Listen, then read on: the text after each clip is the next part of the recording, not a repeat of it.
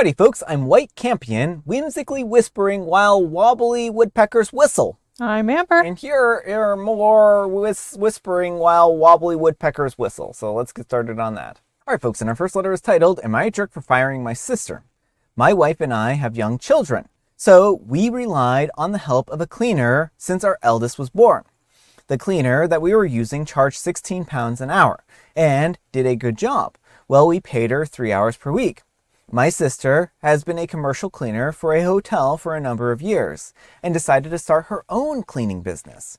She was friends with the cleaner that we were using. So the way we found out that she was starting her business was when my sister told us that she had spoken to our current cleaner and agreed that she would take over the cleaning of our house. I thought this was a bit weird, but whatever. As long as our house was clean, I didn't care too much. Well, after a few weeks, she made an offhanded comment about the payment. It was £48, but you can pay me whatever you think it's worth. Maybe 72 or something like that. Again, I thought this was weird and just ignored it, and I paid her the £48. Well, she called me upset and said that she was starting a business and it was hard, and that her time is worth at least £24 an hour, and that I should pay her that for at least the most recent clean, but preferably for all of them. I told her that I'm open to discussing pricing for future cleans, but I don't think that it's reasonable to retroactively change your price. Her arguments were reasonable. There are costs to running a business that she hadn't considered. She's struggling to find other clients, but it wound me up because we were happy with our previous arrangement with the cleaner that we had been using for years, and it felt like a bait and switch. After a back and forth, I offered to pay her £20 an hour moving forward, but refused to retrospectively pay more than what we had previously agreed. She countered that she had accepted £20 an hour as a family favor if I backdated it across cleans that she had already done so far. As a family favor hit me wrong, because I never asked for a favor. I hadn't even asked her to take over from our previous cleaner. I said that I had decided that it wasn't a good idea to mix family and business, so it's better if we just leave it there. I found a new cleaner for £18 an hour and privately decided never to involve money and family again. Since then, I've had other family members, mostly our mom, telling me that I'm tight, I'm unreasonable, and that money means more to her than it does me, to the point where I've gone low contact with that entire side of the family.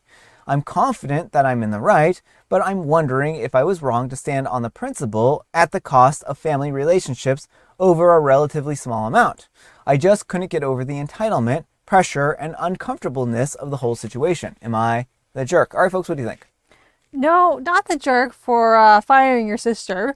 It sounds like she hired herself. She fired your cleaner, hired herself, and then tried demanding her higher rates. And none of that was fair. It wasn't something you agreed to.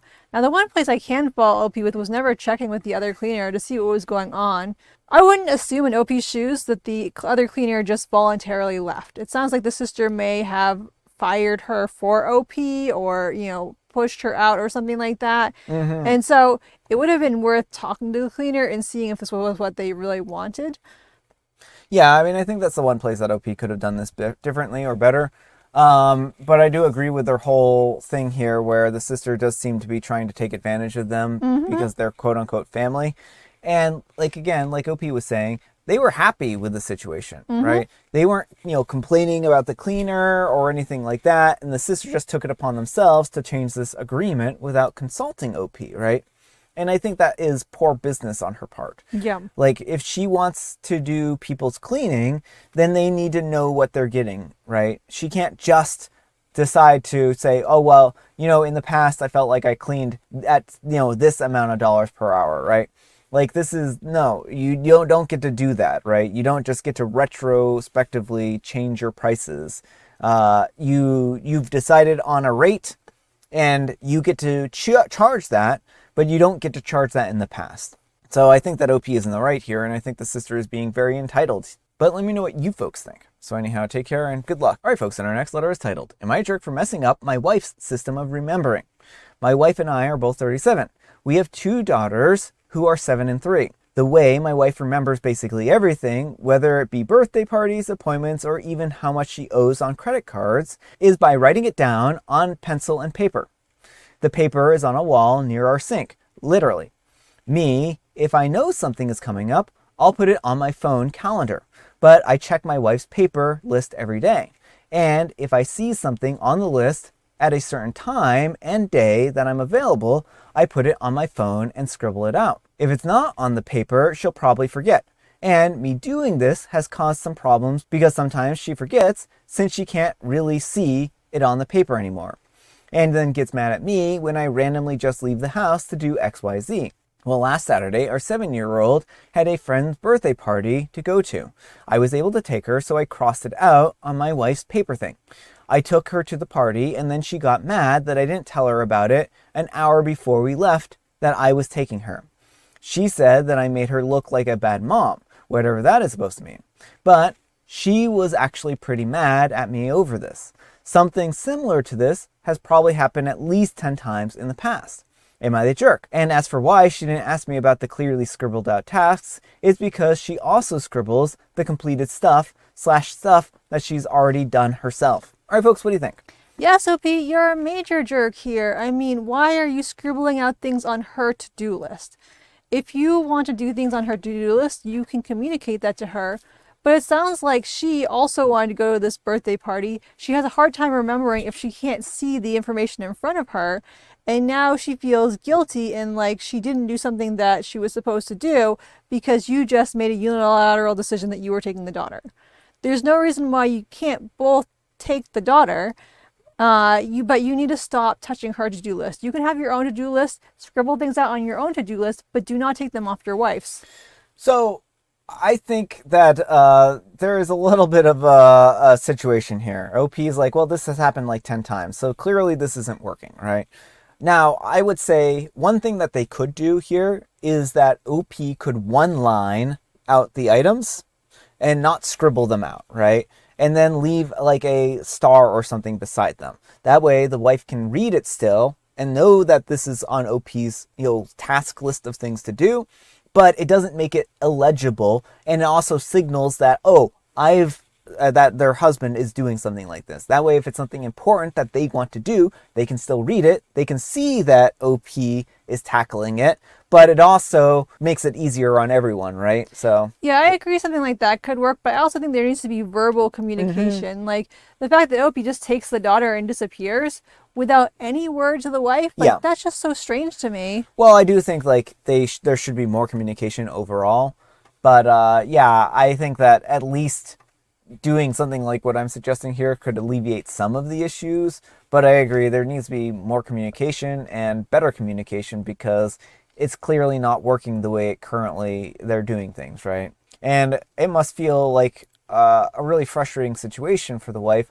when she knows that there was probably something for her to do, but now she can't remember it. And, she has this list specifically for remembering things. And, OP is coming along and scribbling things out and, changing it on her.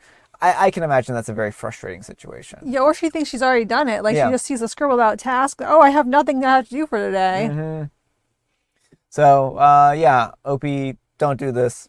Change the way and work out an agreement that works out for both of you and your wife, and then move forward on that. But let me know what you folks think. So anyhow, take care and good luck. All right, folks, and our next letter is titled, Am I a Jerk for Attending a Childhood Friend's Wedding Who Had a Crush on Me Years Prior? Some backstory. I'm a 26-year-old female, and I have known the groom, a 26-year-old male, since we were in elementary school. He and I were in a very close-knit group of friends for years, and his sister is one of my best friends. 4 years ago, he expressed that he had feelings for me, and I immediately shut it down. Nothing ever happened after that, and we went back to being friends normally. Flash forward to a year and a half ago. He met his bride, a 22-year-old female. The friends group never got to know her because the groom completely immersed himself into her social circle. The friends group would invite both the groom and the bride to multiple events, and they would never reply or even show up. The groom's sister told us that the bride is very particular about which women the groom interacts with. The groom distanced himself from the friends group, but we all still considered him a friend. And once we got invited to their destination wedding, my 4 girl friends and I RSVP'd yes and booked our flights. However, the sister of the groom warned us not to interact too much with the bride because she's supposedly not a fan of us. Well, the wedding consisted of 3 events, 2 dinners, and the actual reception. Event 1 was the dinner at a restaurant. The bride's mother, who we met a few times, was going around saying hi to everyone, and then she came to our table. She acknowledged my 3 other friends by name, and when I put out my hand to shake, she turned around and walked away. Completely caught me off guard, but I figured that it was an accident. Then, at the end of the night, the sister of the bride was walking past her table and was staring at me. When I said hi, she continued to stare and completely ignored me. I didn't know what to think about the situation, and I brushed it off. Well, the second event, it took place at the venue. When we walked in, the bride and the groom were already inside, and when I tried to say hi, the bride grabbed the groom's hand and walked away. Later, all the guests were watching the couple take pictures at the front of the room, and the sister of the bride, a 19-year-old female, comes up to me and directly says, "Can you guys just give them some privacy?" So my friends and I abided, and then we walked away. Then we all go to the dance floor and are standing around the couple in a circle, but I'm like 3 rows behind. The bride's mother comes directly in front of me and starts flapping her arms to the music, blocking me off from seeing the couple. Later on the dance floor, the older sister of the bride stood directly in front of me and motioned for her cousin and younger sister to come and stand in front of me as well. And this happened at least 8 times during the night. At some point during the night, I was passing by one of the bride's cousins, and she slammed her shoulder into me, knocking me backwards a few steps. She continued walking away and didn't even bother to turn around or apologize, so I knew it was on purpose. At another point during the night, I was standing in the mother of the bride's direct line of sight, and she rolled her eyes at me. During the final dance, the bride's 2 sisters and her cousin again came and stood in front of me, and every time I would move, they would follow me. And at one point during this game of tag, the little sister of the bride got annoyed and turned around and said to me, "Can you just leave?" At this point, I had had enough, and I went and told the groom's sister, who spoke to the groom's father and the bride's father. As we were walking out of the event, the bride's little sister looked me up and down and rolled her eyes. After we got home, I seriously considered not attending the wedding, but the sister of the father of the groom reassured me that I was wanted and should attend. The wedding itself was fine, and the bride's family didn't bother me at all. At the end of the night, the groom came up to my friends and apologized for his in-laws' behavior. I'm now wondering if I overstepped by attending even though I was invited. All right, folks, what do you think? No, not the jerk. You were invited to the wedding. If the bride didn't want you there, that needed to be communicated beforehand. You should never have received an invite. The way they treated a guest at the wedding is absolutely abhorrent. Oh, yeah. But the friend, this is his problem too, because he and his family should have been like making sure that everyone was fine and trying to get I understand like they couldn't be watching every moment of the day, but it sounds like there was some pretty blatant stuff going on that somehow everyone seemed to miss, and so honestly, this friendship has probably run its course. I think as long as he's in this marriage at a minimum, it doesn't sound like his wife is going to want him around OP whatsoever. And it's unfortunate, but sometimes relationships do just run their course. Yeah, I mean, she sounds like a very jealous and petty individual, right? And I don't think that OP did anything wrong. They wanted to see their friend get married. And I think that was good of them. They wanted to be there and they wanted to support them. And the bride doesn't understand that he picked her over OP, right? And sometimes people have feelings and sometimes you can't really choose how you feel about somebody, but OP wasn't there to try and pick him off or anything like that, or get him to be unfaithful or anything. And plus OP was just watching. So what does that even do, right? Just watching the bride and groom shouldn't have any impact on the bride and groom at all, right? They're acting like that OP is just unworthy of even seeing them here, right? Which I think is bizarre at the very best, right? If OP was walking up to the groom and trying to steal him and stuff like that the entire night and flirting with him and making scenes and stuff like that, or throwing wine on the bride or anything, I could understand them being your OP would be overstepping at that point in time, right? But none of that is happening here. But let me know what you folks think. So anyhow, take care and good luck. All right, folks, it is tea time. Grab your beverages of choice. I've got some tea right here, and Amber, she has a joke. What do you call witches who live together? I would call them broom mates. Exactly. So, yeah, that's an older one. That's an older one. They were roommates. And I have Mega Mint. And folks, today is Remembering Day or List Day. So make sure to go make a list of things that you got to do and do them. And don't have someone else scribble them out for you. Yeah. All right, folks, that's all the time we have for today. Thank you so much for watching. Happy Manic Monday, folks. I hope your Monday is off to a great start. Amber, we need some kind of moral advice and or guidance, and please have it on touching other people's to-do lists. Don't do that. Probably not. Probably a bad idea. But thanks so much for watching, and we'll see you all tomorrow. Bye.